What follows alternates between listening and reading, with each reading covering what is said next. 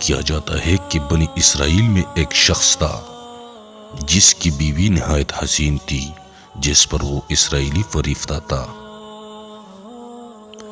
چنانچہ جب اس عورت کا انتقال ہو گیا تو اس اسرائیلی کو بڑا قلق ہوا اور ایک مدت تک وہ اس عورت کی قبر پر بیٹھا روتا رہا۔ اتفاقاً حضرت عیسیٰ علیہ السلام کا ادھر سے گزر ہوا تو انہوں نے اس اسرائیلی کو پریشان حال دیکھ کر اس کا سبب معلوم کیا۔ جب اسرائیلی نے اپنا واقعہ بیان کیا تو حضرت عیسیٰ علیہ السلام نے دریافت فرمایا، کیا تو چاہتا ہے کہ میں اس کو تیرے لیے زندہ کر دوں؟ اس نے عرض کیا کہ ہاں حضور، یہی تو میں چاہتا ہوں۔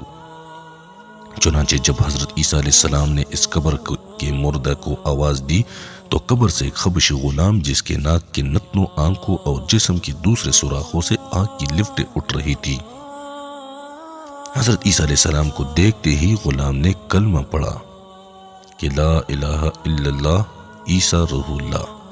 اسرائیلی نے یہ دیکھ کر عرض کیا کہ حضور، مجھ سے غلطی ہو گئی، میری بیوی کی قبر تو دوسری ہے۔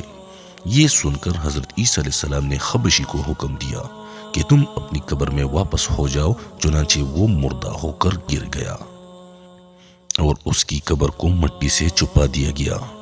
پھر حضرت عیسیٰ علیہ السلام نے اس دوسری قبر کی جانب توجہ فرمائی اور حکم دیا کہ اے صاحب قبر، اللہ کے حکم سے زندہ ہو جا۔ چنانچہ قبر پھٹی اور اس سے ایک عورت سر سے گر جاڑی ہوئی باہر آ گئی، جس کو دیکھ کر اسرائیلی بولا کہ یا روح اللہ، میری بیوی یہی ہے۔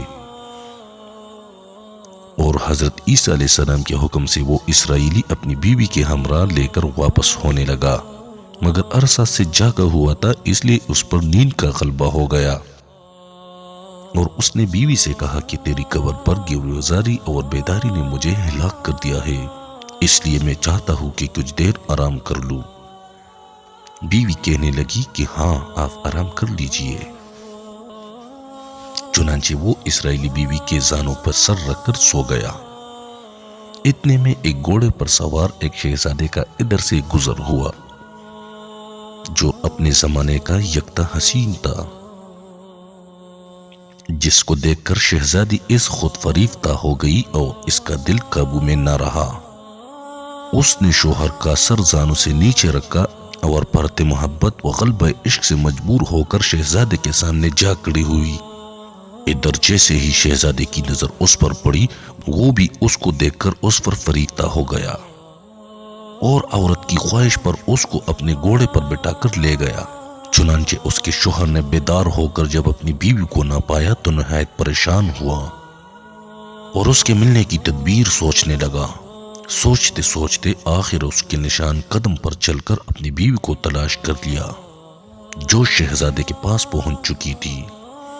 اس کو دیکھ کر اسرائیل نے شہزادے سے عرض کیا کہ یہ میری بیوی ہے، آپ اس کو چھوڑ لیجئے۔ ابھی شہزادہ کچھ کہنے بھی نہ پایا تھا کہ اس عورت نے کہا کہ میں تیری بیوی نہیں بلکہ شہزادی کی لونڈی ہوں۔ یہ سن کر شہزادہ اسرائیلی سے کہنے لگا، مجھ سے میری لونڈی کو لینا چاہتا ہے؟ اس نے کہا، خدا کی قسم، یہ میری بیوی ہے جس کو میرے سردار حضرت عیسیٰ علیہ السلام نے مرنے کے بعد میرے لیے زندہ کیا ہے۔ اب یہ گفتگو ہو رہی تھی کہ اتفاقاً حضرت عیسیٰ علیہ السلام بھی وہاں تشریف لے آئے، جن کو دیکھ کر اسرائیلی کہنے لگا، یا روح اللہ، کیا یہ میری بیوی نہیں ہے جس کو آپ نے میرے لیے زندہ کیا ہے؟